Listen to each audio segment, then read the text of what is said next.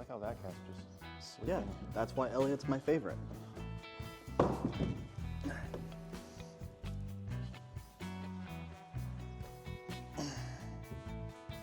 Let's see how long that lasts. Yep. Didn't even finish the sentence. Welcome to Uncompromised, the podcast where we talk about regenerative agriculture, the economics of farming, and how we can uncompromise the industry and the food that we eat. Today we're going to get into why we started this podcast. We'll talk about what we're currently doing on the farm and what we're getting into in the next couple of weeks. Because right now, things are starting to ramp up for us this time of year. But before we do, consider liking this video and subscribing to this channel. We're on a mission to restore the soil on our farm. It's an Ohio Christmas tree farm, and we are transitioning to fully regenerative farming practices. So we're on a mission to bring chestnuts back to Ohio, and we're on a mission to develop a business model that we will hopefully one day will allow us in our farm to become profitable and lucrative, especially in an age where the economics of farming are questionable at best, and it's certainly in a steep decline. Is any of this possible? I mean, do you want to find out? Because if so, you are in the right place. So be sure to get subscribed, and so that you can learn with us and be a part of this new age farming blueprint for the next generation of farmers in America. We have a lot in store for 2026, so you don't want to miss out. So with that, let's go ahead and get started. I am Kyle, and this is Kevin. How's it going? And I thought we'd get started by just introducing the podcast. So, And Tom. yeah, this is Tom. We're also joined by 3 barn cats that are probably going to make an appearance, especially this one who is craving attention. Crazy needy From me, today. for some reason. She's usually all over you. Well, she already drooled all over my side of the table, so. Yeah. And now she's Soaking drooling wet. all over me. Hi, Tom. So why did we start this podcast? Well, I have several thoughts that run through my mind. One is that this YouTube channel is called Uncompromised because we're trying to uncompromise our food. And we're doing that in whatever way that we can here on our farm. And we are very new to farming, both Kevin and I. We started late in life, I would say, because we're both kind of we started in our early 30s, and we weren't traditionally farmers before. I was going to say, I feel like new is very underappreciated in that. Yeah.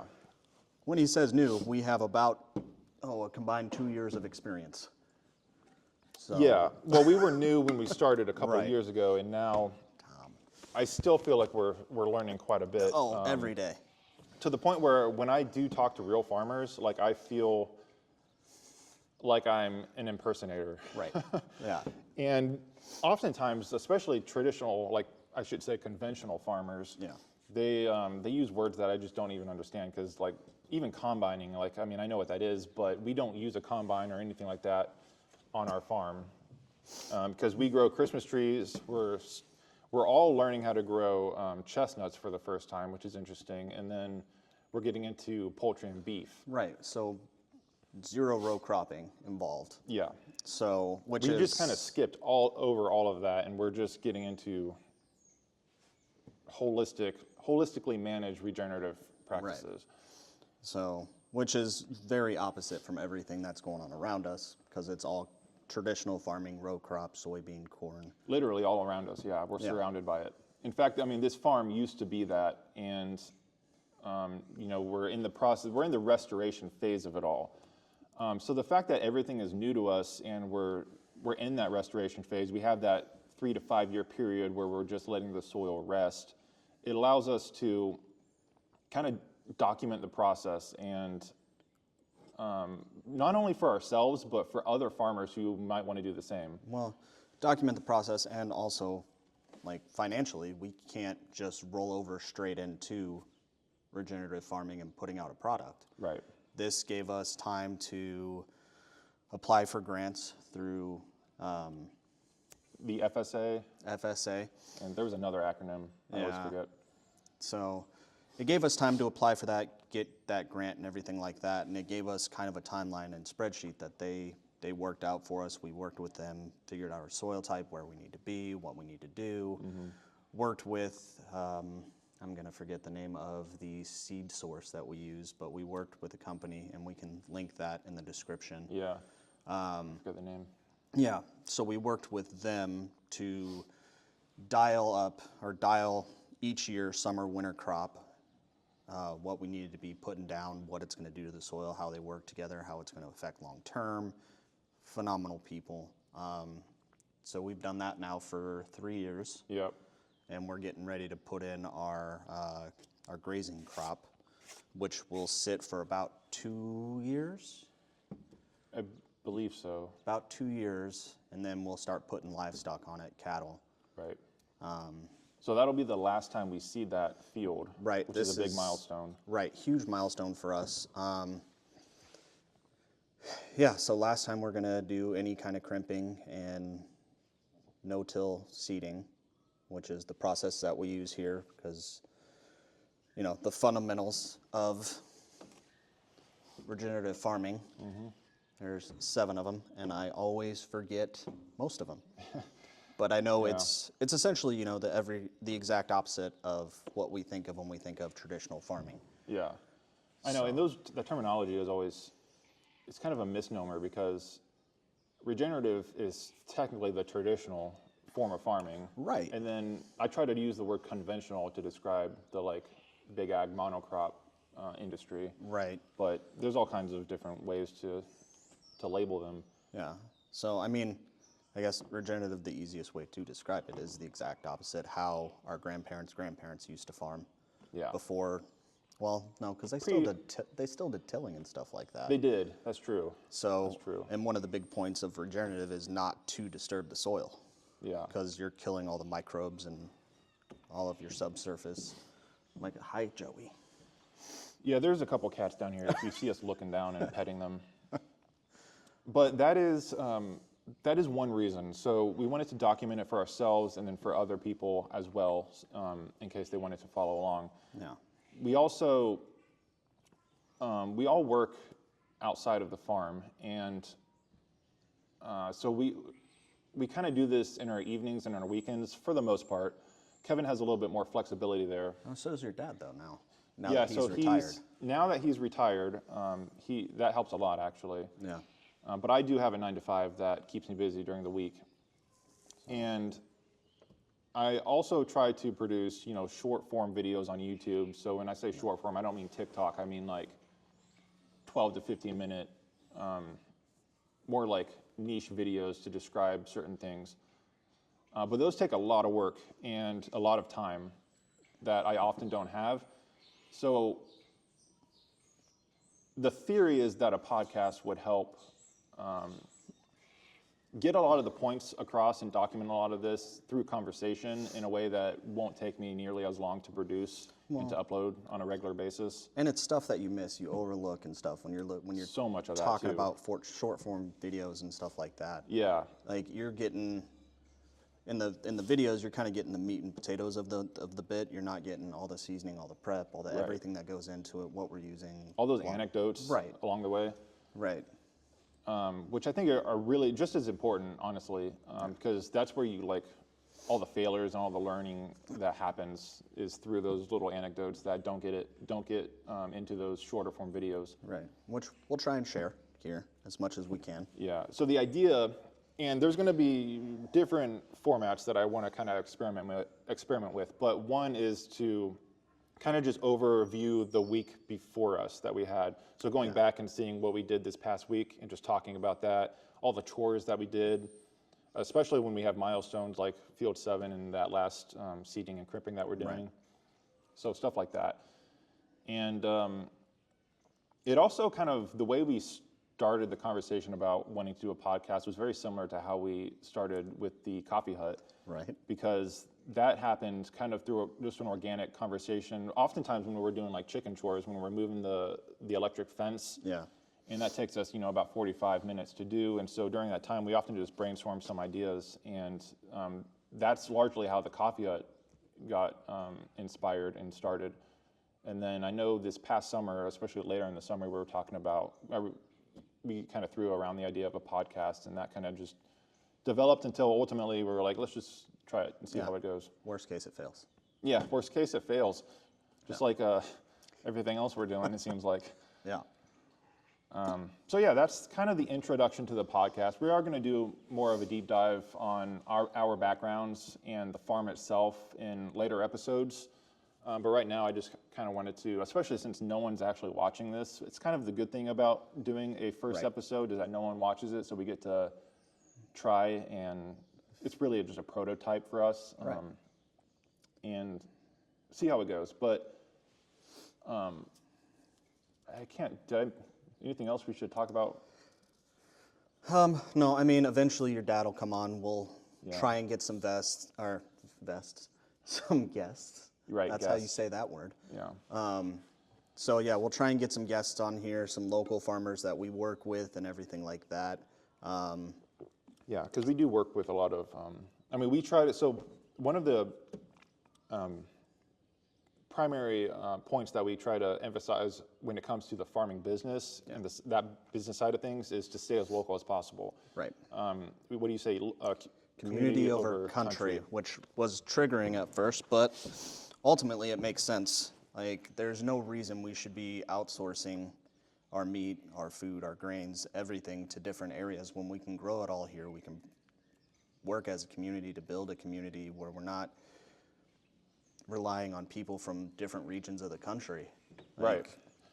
Not only that, you talk about local farms dying and everything, and farms being supported by off-farm jobs, and the only way that gets any better is if we're supporting our local farmer, not the farmer who's 10 states away. Yeah. Yeah. So. And if we can do it here, like with our nominal amount of money, our low budget, and we are a small farm, relatively speaking. What is it, 47 acres? 47 acres. 16 of it is where the bulk of the focus in regenerative is right now. Yeah. Everything else is Christmas trees, hopefully expanding. But yeah, I mean, you say it is just Christmas, but technically we have incorporated chickens into those fields too. We have, so which is good for many different reasons. And that's the other thing. I'm glad you mentioned that. Especially when it comes to the Christmas tree side of things, and I know that there are exceptions to what I'm about to say, but as far as I know, I have not seen any kind of blueprint or any kind of model or example of another Christmas tree farm, at least in Ohio, that is regenerative, let alone is converting from conventional to regenerative. right. And so we are literally learning that ourselves through some books. Like there are books that talk about broad spectrum restoration and stuff like that, but nothing specific to Christmas trees. yeah, nothing specific to Christmas trees, which is really interesting. I mean, Even orchards, it's hard to or find. like silvopastures or orchards. Yeah. Very little about chestnuts too. Yeah. So yeah, it's a big learning process, and we're figuring it out. We're going to try a lot of things that are definitely going to fail. That's happened a few times. Already have. Yeah, and row cropping. if we can document that, I think that'll be useful for people in the future, hopefully. Yeah, I think so. Even if we're not targeting like other farmers, I think there is a huge demand for, just on the consumer side, of people that are wanting to get connected to local farms and just to see how that process works, because largely the whole farming process when it comes to like the layperson has been lost over these generations. Well, and transparency is key. Like, people actually are starting to give a crap about what's in their food. Yeah. And how it's grown and the people who grow there. There's a growing want to build that relationship with the farmer, which is ideal for us to capitalize on right now. Yeah, and it's because that gap, that there is no bridge between the consumer and the farmer, or there is a bridge, but it's broken, I feel like, especially in today's modern age. And on the consumer side, that's pretty obvious that there's people that want to connect, but they just don't know where to start. There's people on the other end of the spectrum when it comes to farmers, and they don't know how to market directly to consumer, because most farmers, at least from what I understand, is that they do a kind of a co-op model where they just sell directly to a distributor or a producer or something like that. Yeah. And then they're the ones that kind of usually, I mean, if it's corn, it's going to probably be ethanol. Let's be honest. And then or high fructose corn syrup. yeah, and we're not following that model at all. So it's a good way, especially for me, because my background is in marketing and communications. And so my mind is always trying to figure out ways to connect those two. Right. And so that's part of it as well. People that are just interested in seeing how farms, the inner workings of how a farm works, I think that there's a good opportunity for us to deliver that message as well. And for all you coffee drinkers, if you head over to 7 Weeks Coffee and use our discount code ADVENT, that's ADVENT, you'll get a 10% discount off of your order. You can also use the link that's in the description below. 7 Weeks Coffee is what we use in our coffee and chestnut hut because they are faith-based, they have a great mission, and their Dominican blend is sourced from regenerative farms. So it's organic, direct trade, the whole 9 yards. If you use our link or the discount code ADVENT, you get a discount and we get a kickback. It's a win-win.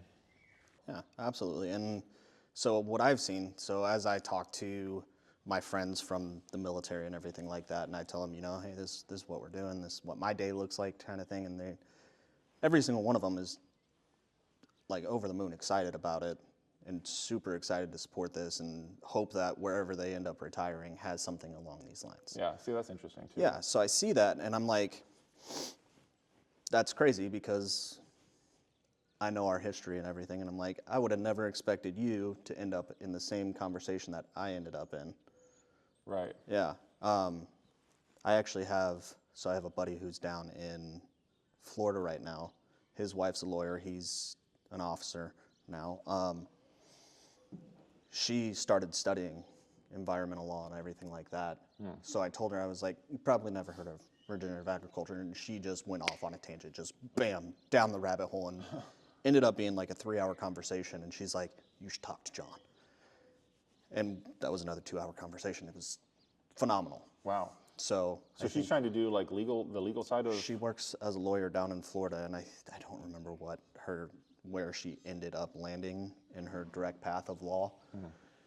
But they want to come up. They're originally from Ohio, Dayton area, Columbus area, one of the two. Yeah. So they want to come up and see the farm and everything. Yeah, that'd be cool. Yeah.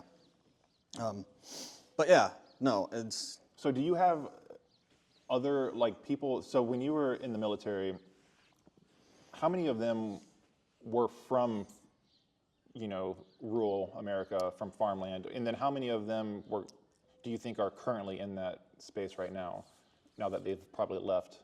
I can zero in the current space. Really? No one, going back to the farm is really hard to do. We kind of brushed over it in the very beginning. When you have to earn your income off the farm, it's really hard to go back to the farm to raise a family. Yeah, I mean, once you leave, the odds of you coming back are very rare. Even though I guess I'm the exception to that rule, because I did leave and then I came back. But you also weren't super interested in the model and what your family was doing when you left the farm. Yeah. It was when we actually, when you came back to the farm, we initially were talking about doing a Christmas tree nursery. Right. It was you reading Dirt to Soil? No, it was Restoration Agriculture by Mark Shepard. Yeah, so you read that, and we went down that rabbit hole all together, and... Yeah, we straight up pivoted. Oh, just, without even hesitation, really. Yeah. Went down a rabbit hole for a month reading books, and we were like, yeah, nope, that's where we're going. I actually forgot about that. I forgot that we were originally doing a nursery. Right, because we were solely focused on being a Christmas tree farm and how do we increase our revenue. Yeah. And a Christmas tree nursery had a lot of shiny bells and whistles with it, but... There's also a big upfront capital investment. Huge initial upfront costs. So, yeah, no. And every single one of us just immediately gravitated towards regenerative agriculture because it all had something that, one, we all had a background that could tackle this, right? We weren't, your dad's not traditionally a farmer, I'm not, you're not. But we all have something that falls into an aspect that we love. Yeah. We each have a skill set that I think we are able to incorporate into the business and the farm. Right. And the other thing about that is this has pretty good potential to be multi-generational. It's something that you can pass down. And that's huge, and that's something, me personally, I crave that for my kid. Yeah, I bet. So. And she seems to be pretty interested. Your daughter seems to be pretty interested. My God. I mean, for the most part, as far as like a kid can be, usually kids are just straight up stuck to iPads or something. Yeah, we just got baby chicks 3 days ago, and every day she's been in there with the baby chicks and the brooder for like 2 hours, just laying down with them. Yeah. Yeah, once we get cattle, I'm not going to be able to get her away from the farm. Yeah, I was about to say, how is that going to go? It's going to be, yeah, no, she's super excited, like bottle feeding the babies and stuff like that when we get them. Yeah, all about it, which is great because, like just said, trying to get kids away from screen time and get them away from all the toxicity in our current atmosphere is tough to do. Yeah. The best way to do it is honestly just to get outside and, as they say, touch grass. Right. Oh, 100%. Does she comes with you when you, in the mornings and evenings when you like feed the chickens, right? On the weekends, she comes in the mornings. Because the sun comes up so early and it's about what time she's catching the bus. She doesn't on the weekdays, but every night she comes in and helps me do chores around the farm and everything like that, which is great. It gives us time to bond, talk about things. And the other thing that like I talk to her teachers about is 9 times out of 10, I can ask her, hey, what'd you learn in school today? You know, what did you guys talk about? And I can relate it to something on the farm, so it's something that she can actually apply. Oh, that's good. Right. So even like basic math problems and stuff like that. Constantly. So much of that, like that's where my dad comes into play because he's the math whiz and I always have to rely on him when it comes to numbers. Right. Well, that, and he is very, like, your dad's well educated, especially forestry, and knows the Italian name, or the scientific name for every species. Oh, yeah. And it's the not Latin Italian. name. Latin, that's it. Yeah, he's the brains behind the operation for sure. Yeah, most of the time. Yeah. What do you want to get into? The first thing we did was, I guess, getting into like this past week and what we've done on the farm.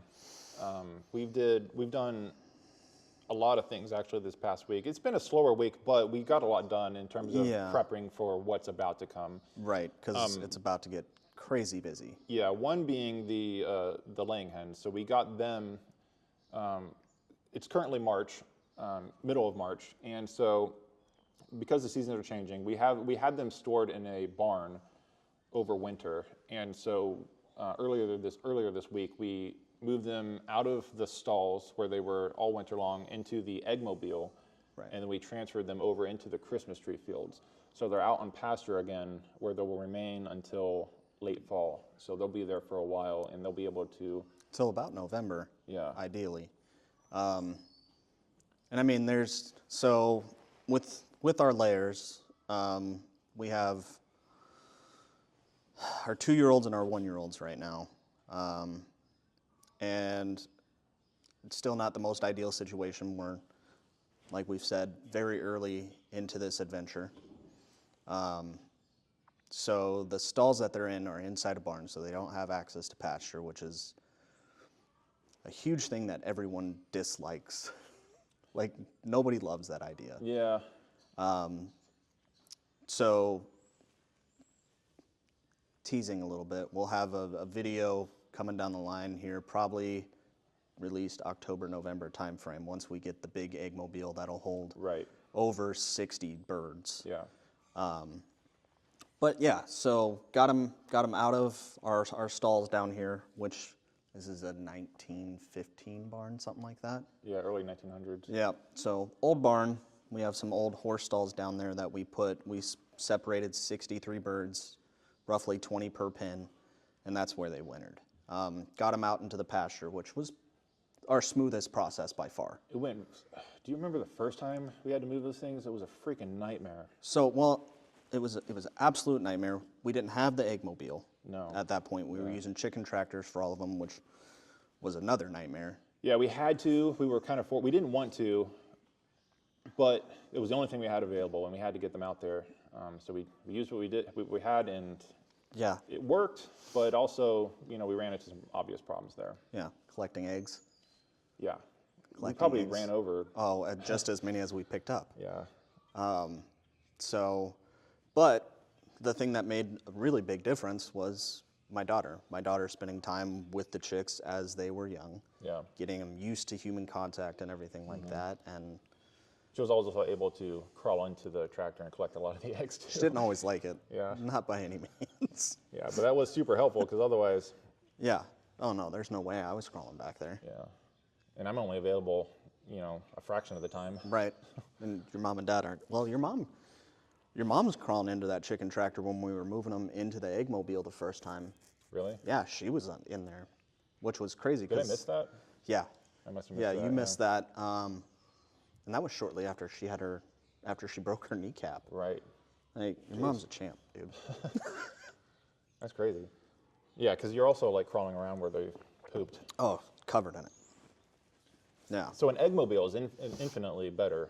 Yeah. It's just something we had to pay for and build. Right, and that's, I mean, We've already maxed it out. Already maxed it out. I already know what improvements need to be made, what changes we need to make, and so in the process of finalizing that design. And then the other reason that we had to move them out is because we had our stall doubles as our brooder for the baby birds, and we had a gap of like 3 days before.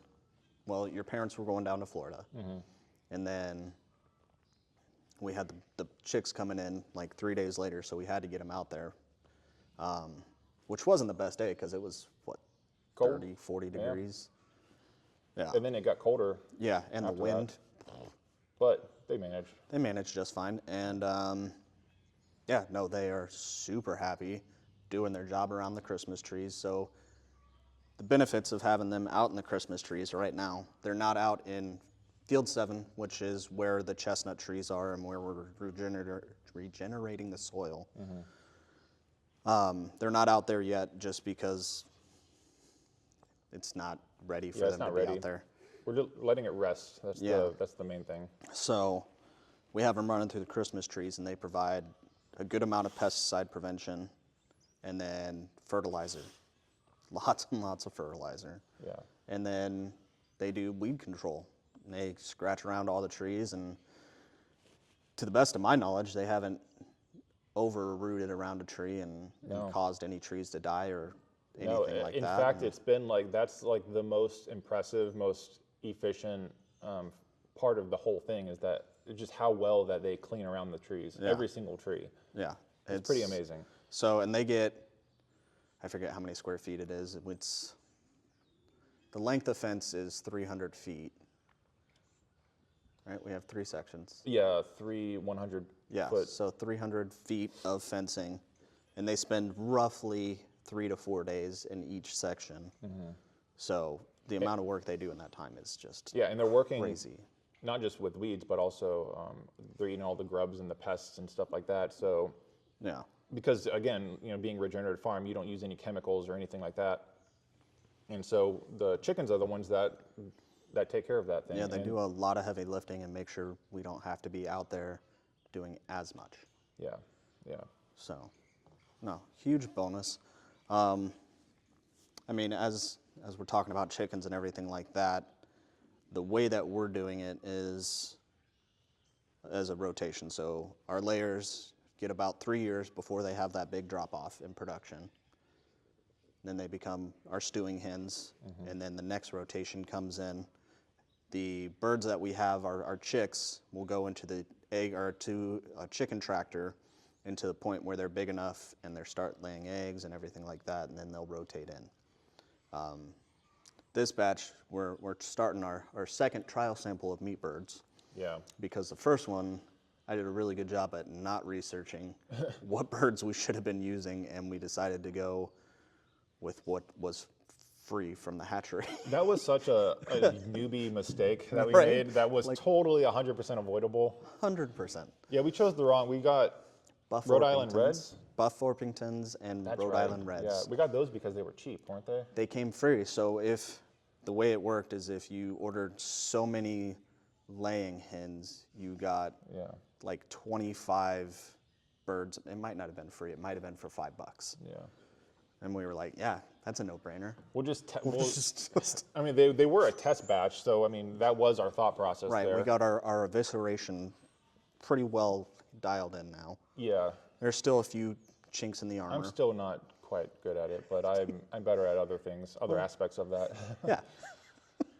Your dad's still the best, which is ridiculous to me and slightly Again, frustrating. brains behind the operation. Like, so now we have Cornish cross hens. Hens? Yeah, not hens. No, but not hens. broilers. So we have some Cornish cross. We got 6 this time, so we could kind of. One of the things that we've tried to stick with is do a sample batch for the farm here, for the 3 families. And then once we feel like that's the product that we're trying to push out and everything like that, then we'll scale up a little bit and test the consumer market, see if there's interest in it and everything like that. Yeah. That is another challenge that I'll probably want to do more of a deep dive on in future episodes is our challenge with how we market what we have to sell to consumers, because that's been a very, very slow process. Yeah, it took us a while, even with, well, eggs is, I feel like, just a challenge in general. Yeah. There's a lot of competition, to be fair. There's a lot of competition, especially because it feels like everyone around us has chickens. Yeah. But to try and reach customers who want regenerative eggs and understand why the price is, and everything like that. And Yeah.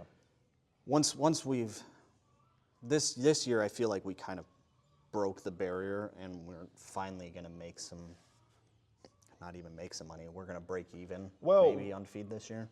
Yeah, we'll probably break even, but it's worth mentioning that we are bringing in revenue, just period, because, I mean, that's like, it's one thing to make a profit, it's another thing to constantly bring in revenue. Right.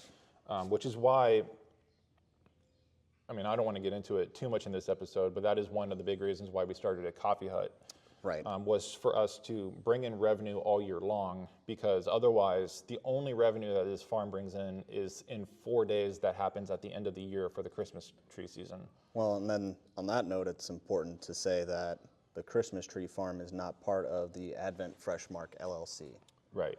So that revenue doesn't even like fully fall into our operating expenses and everything. Yeah, not like at that. all. So most of what's supporting us is the coffee hut at this point. The coffee hut, and then right now, I mean, it's the eggs. It's becoming more and more, the eggs are getting more involved as we ramp that up and scale it. Yeah.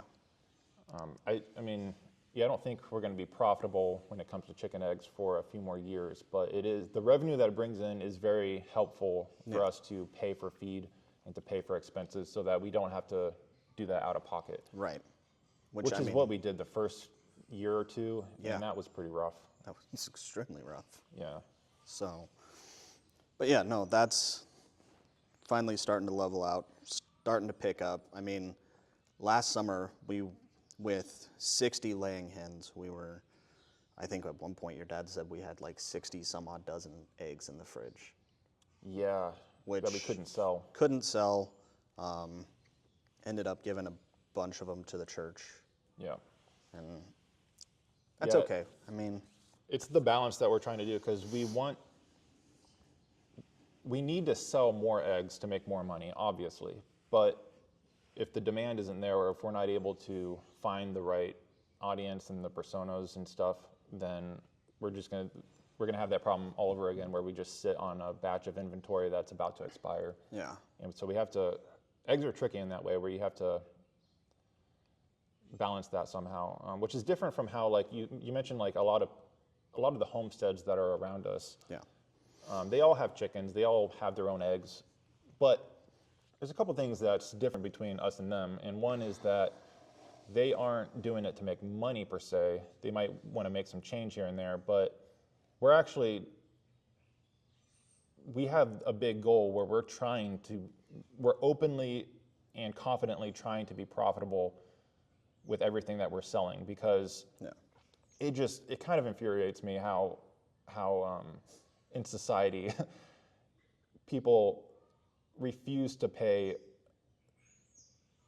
what their food is worth to produce. And because they're so used to government subsidies making everything so cheap, and so when you can go to Walmart and buy a dozen eggs for $2-3 at most, honestly, Yeah. it's cheaper than that sometimes. We absolutely, farmers like us just cannot compete with that. No. And so if we want to make a profit, we have to sell them for what we're selling them for, which is $7. And even then, I could make an argument that that's not even high enough. Yeah. We're actually pricing it based on the market value and not what it costs us to produce. Yeah. So there is a level of like education and special marketing to get people to understand that. Some people already understand that, which is nice. Yeah. I mean, so the reason that we were able to get into the farm store down the road was because she had a customer ask for 10 dozen regeneratively sourced eggs. Yeah. And since we'd already approached her and she's like, I already have a good egg supplier, you know, I don't really need these. I just happened to pop in. I was like, hey, do you need eggs? And she was like, literally just had a customer ask for regenerative eggs. Yeah, that was good timing. It was perfect timing because I go in there maybe twice a year other than. Yeah. Yeah. So we were able to get into that store. We got into another store. I mean, we can name drop them, right? Oh, yeah, for Yeah, sure. so Bushel and a Peck, which is right down the road, and then we have Covered Wagon, which is maybe 3 miles from here. And they're both like Amish storefronts that sell. Honestly, they're locally produced farm products, but they're not organic. Yeah. Which is where we differ. So that's another aspect that our eggs, and the reason why we charge $7 is because our eggs are nutritionally superior to the eggs that all the homesteads around us are making, because our chickens are free range in the Christmas tree fields. They're completely organic. Everything about our farm is organic, and they're non-GMO. Their feed that we give them is non-GMO. Their feed is supplemental, and also we are, just for the record, we are scaling this to where they will hopefully not have to rely on that supplemental feed as much in the future, the way that we plan on doing things, but we have to work up to that. Yeah, I don't know, so much of the world that we live in today is instant gratification. Yeah, right? Convenience, everything like that, and the best way to do regenerative agriculture is the complete opposite. Yeah, I mean, that's where the entrepreneur side of me is like, well, that also means that, I mean, that is a problem, and we're facing that problem, but it also means that there's a potential niche opportunity there for us to solve. Yeah. And if we can successfully solve that, that could be really good for us. Whether or not we can do that, that's why you guys need to hit that subscribe button. Well. And then, learn from our mistakes, and then maybe you can do it yourself. Right. And that's, I mean, as always, you guys have any questions, anything like that, put it in the chat box, and we'll do our best to answer it as honestly as possible, because, and I may not know the answer. We may not know the answer, but we'll tell you that if we don't know it. We'll do our best to do our research and figure out an answer, but if we don't have it, we'll let you know. Yeah. That also, the other side to this, so once we moved everything out of there, the next chore began which was mainly you, because I was working all week, where we had to clean out all the stalls. Which was super fun for me. Yeah. So I just had ligament surgery on 3 fingers and my wrist. Right. So about 2 months ago, so I hope my doctor's not watching this. He's not. No one's watching this. You can totally say whatever you want. Yeah. So ended up mucking the 3 stalls and got them cleaned up, ready for the brooder. Got them in there. And that's kind of where it ends for now. We have a couple weeks before the birds will get out into the tractors. Mm-hmm. But the next big chore is planting, 2,540 Christmas trees. Yep. something like that. And then, Yeah, I think it was 24, 2,500. yeah. So that's what I did. I did that the previous week, where I went down to Columbus at Timbuk Farms, and we picked up our large order of Canadian furs. Yep, and I brought those then back. the Turkish arrived 2 days ago. Oh, did they? Oh, yesterday. Oh, They nice. arrived yesterday. Do you know how many of those? How many boxes? Do you know how many boxes? 2 big boxes and 1 little box. So I think it's like, it's 150 a box. Sounds right. So 340-ish. Yeah. That's good. I didn't know those arrived yesterday. Yeah. So we're going to start that here in 2 days. We're going to start planting. Monday. Get those in the ground as soon as possible. And then that'll roll directly into planting all the chestnuts. Yep.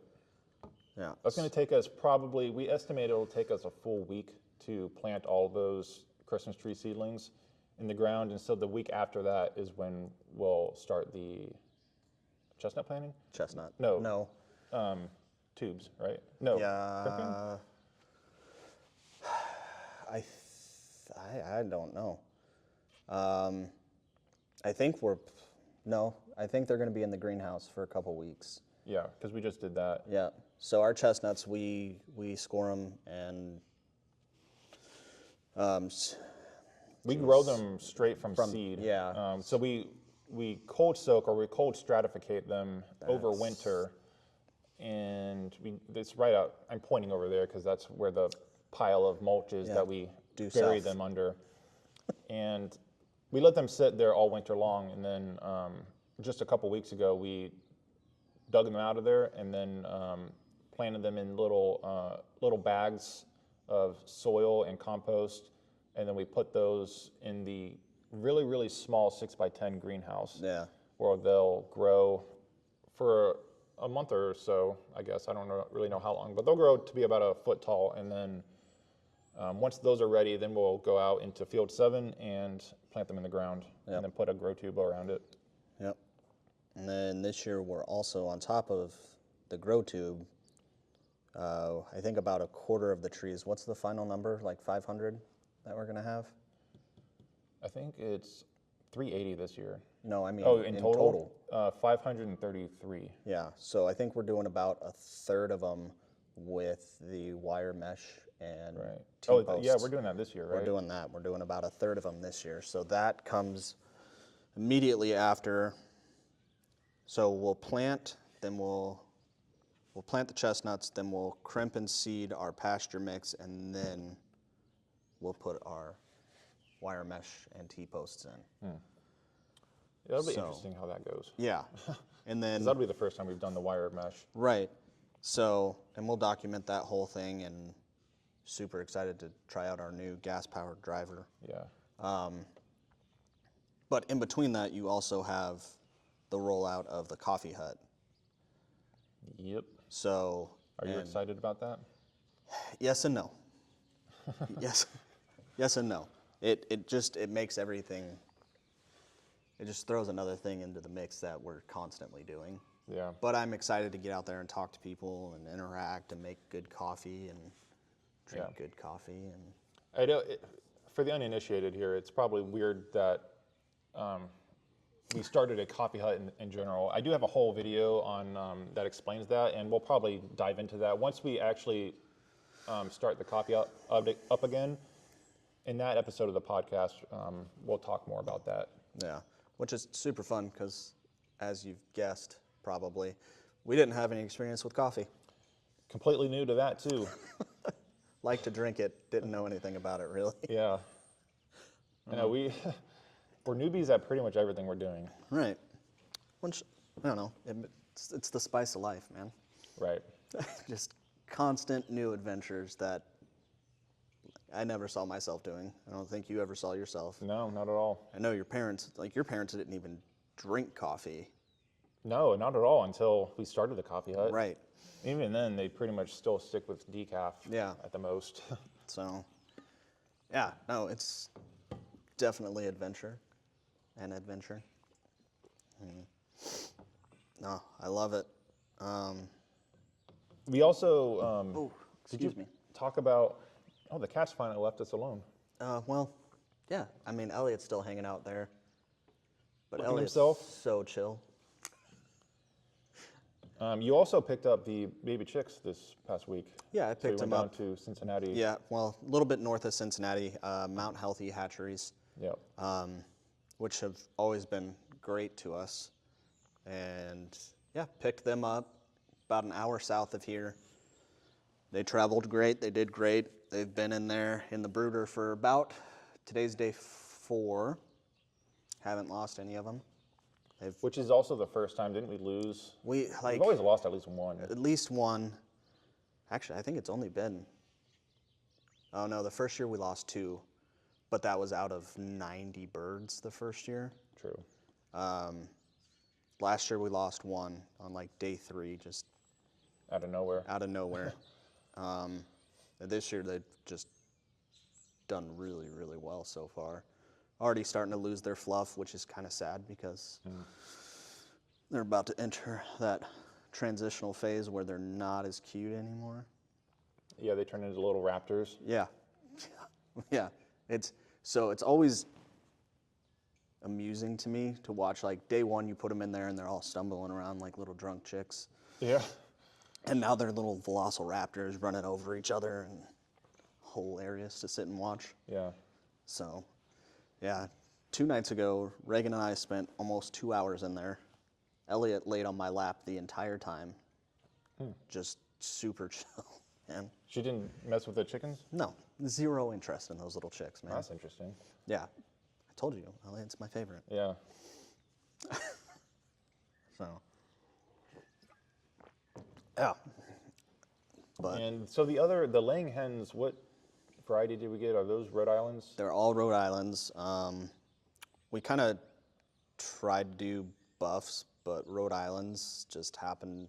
They've been pretty good. They've been really good. They lay, I forget the exact number of what their estimated laying eggs per year is, but it's right around 1 per day. Yeah, and they're also pretty hardy from what we've been, the first generation that we got, what we had to put them through in the chicken tractors.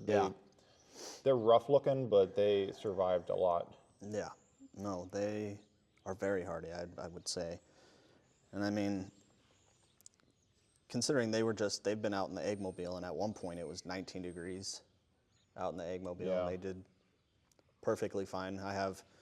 So the rooster that we have at my house, Lucky, who is just lucky to be alive, has survived a fox attack, a hawk attack, getting run over by a chicken tractor, getting ganged up and beat to crap by all the other roosters. I feel like we need to do like a documentary on the life of Lucky. The life of Lucky. I think it'd be a good children's story. Yeah. A story of perseverance. Right. So, Reagan, last night we were talking with Aubrey. Reagan can't remember to bring her homework home, but if you want to hear the tale of how every animal has died on this farm, Oh no. she will tell you. Yeah. It's horrible. Like, why do you have such a great morbid memory? Yeah. She's always the first one to tell my mom about it too. Oh, that's the other thing we talked about. Like, you need to learn how to read the room. Yeah. And just Yeah, my mom is not, she's not one to handle death on the farm very well. Not only death, but that was so, we can go ahead and bring this up, I guess. One of the bigger hurdles that we had in whether or not we were going to truly dive into regenerative agriculture was your mom's biggest thing when your parents bought this farm is nothing will be raised on the farm that is raised for slaughter. Yeah, and that was back when the farm was a conventionally run operation. Yeah. And she's a huge animal lover, and so she kind of she wants this farm to be like a sanctuary for animals and stuff. So we had to help her understand that the regenerative process that we're trying to do on this farm it provides the animals, the livestock, whether it's poultry or beef, it provides them with the best life that they could possibly have as a chicken or as a cow. Right. than one bad day. Yeah, and that does involve a life and death process for obvious reasons. But the fact that they will live better lives. Well, and I think some of that it was hard to wrap her head around it. Right. Well, because your mom knows what the industrial model looks like. Yeah.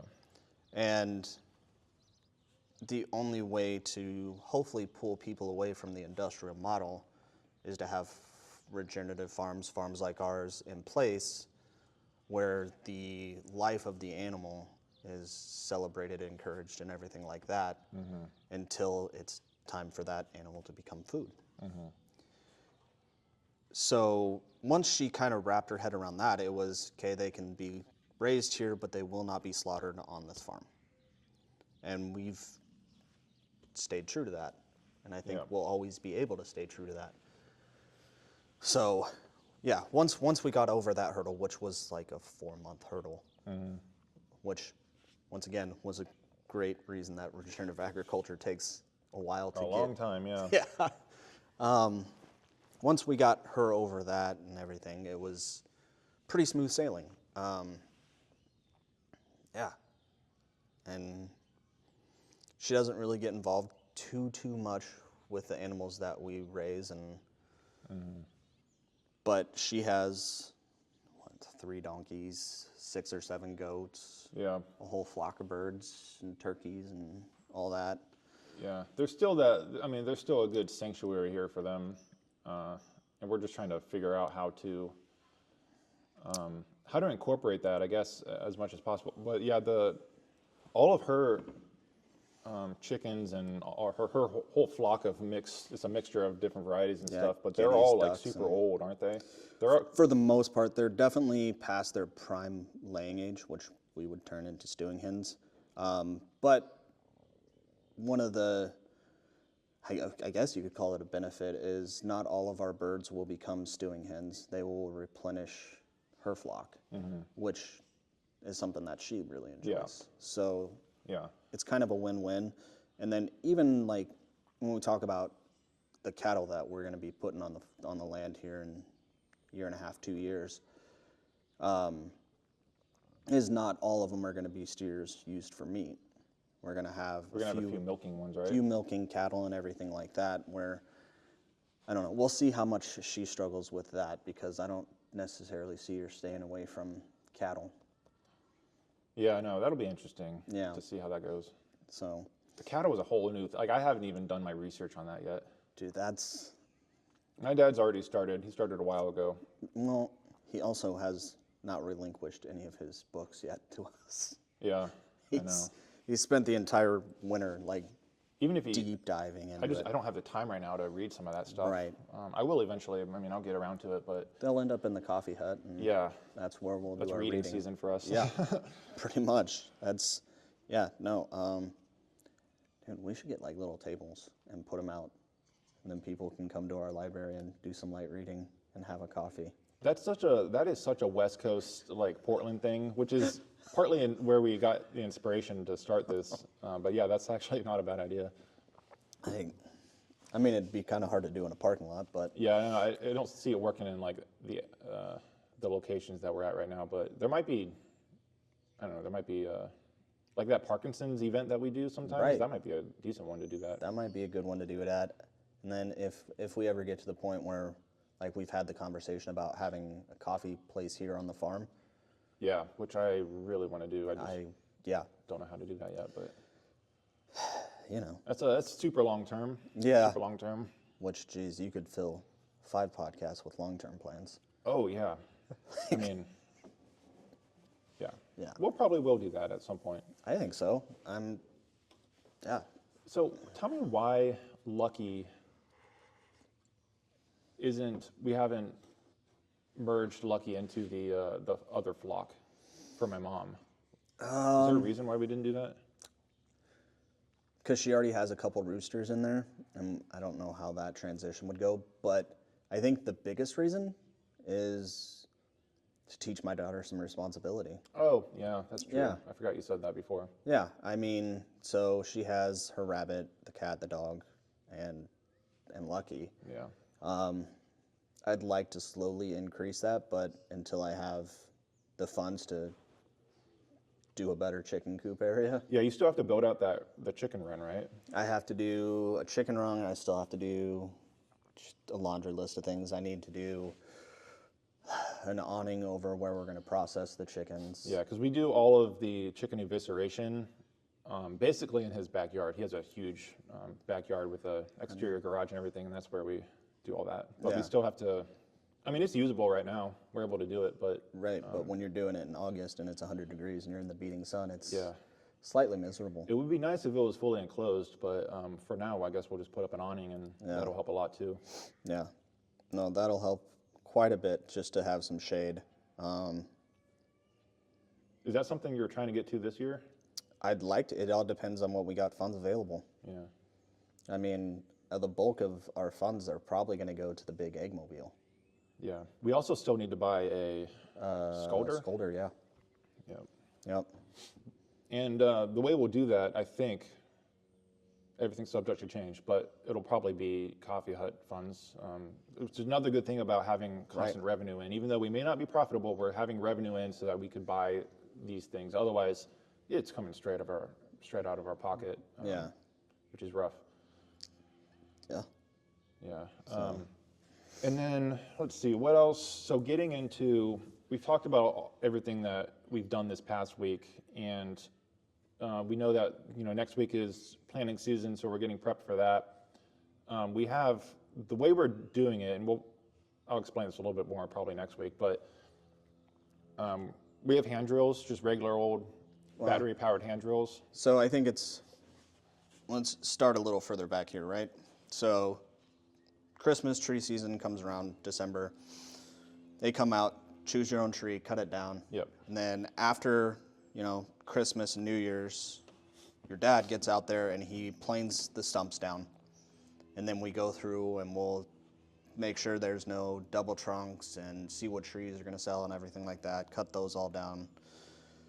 And that kind of gets us prepped to do the planting phase, which I'm skimming over that. We can go in way more detail about how we choose the trees, what trees, blah, blah, blah.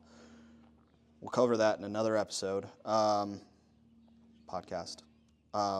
So yeah, once we get ready to actually plant trees are here. We have, hopefully, well, normally it's one team. Mm-hmm. One team, you have a 2-inch auger bit on a hammer drill, which has changed a lot.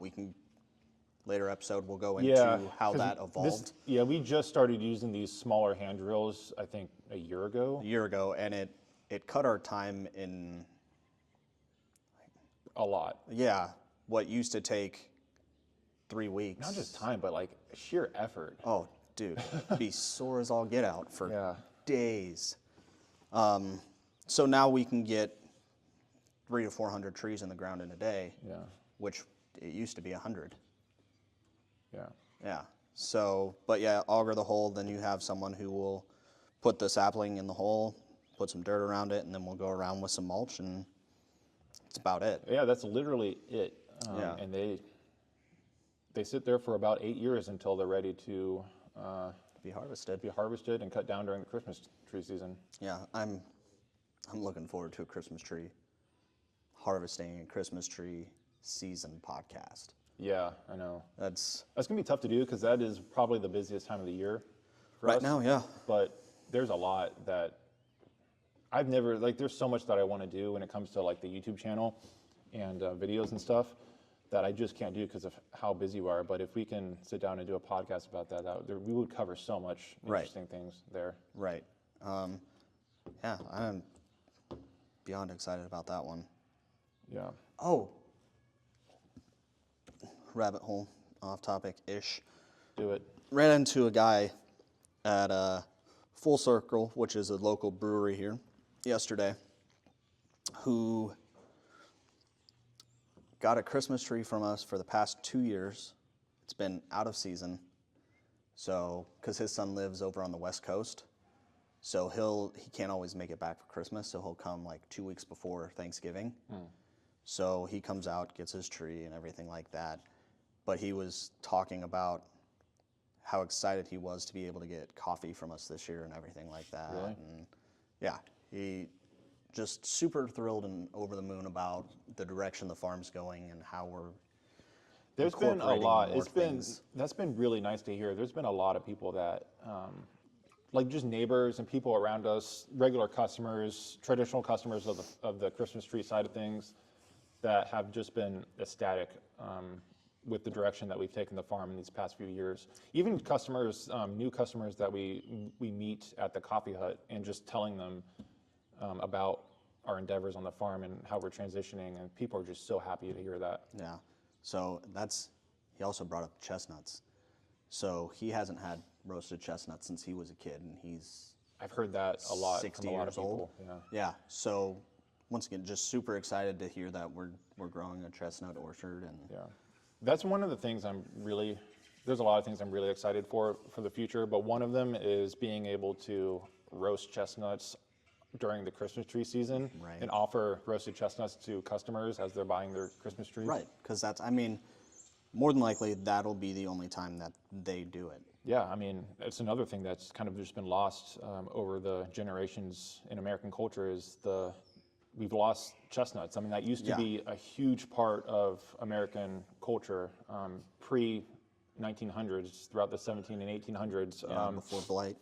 I mean, honestly, I think it was like the largest industry in America was chestnuts. And I say chestnuts, but I'm talking about, it also includes like wood, like furniture and everything was built from chestnut wood. Yeah, chestnut trees were the most used tree in America. Yeah. We could do a separate podcast on that where we talk about the history of the American chestnut tree and, blight and how that took place and everything And the like eventual downfall of it. Yeah. And how it affected, or how it was essentially just erased from American culture. Right.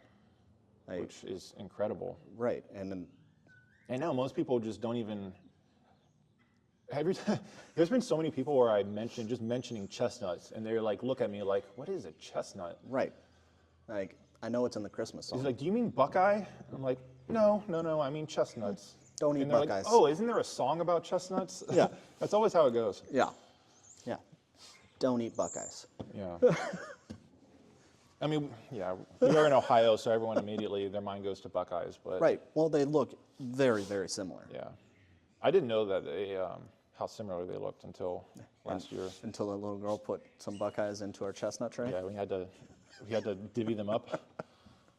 Yeah, that was a fun task. But I'm kind of glad she did that, because otherwise I wouldn't have thought to. Right.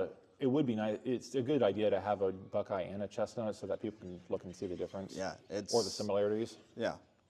No. because there are more similarities than differences. But Yeah. So. yeah. Man. All right, so that brings us to I think we've covered everything. I mean, that was our whole week. Everything that we did on the farm, and what we're planning for in the next few weeks. And so, anything else you want to? No, cover? no. Next week we'll do another update on kind of where we are in the planting process, any hiccups that we come across, and whatnot. Once again, if there's a topic you guys want to hear us talk about, if there's a question you guys have, let us know.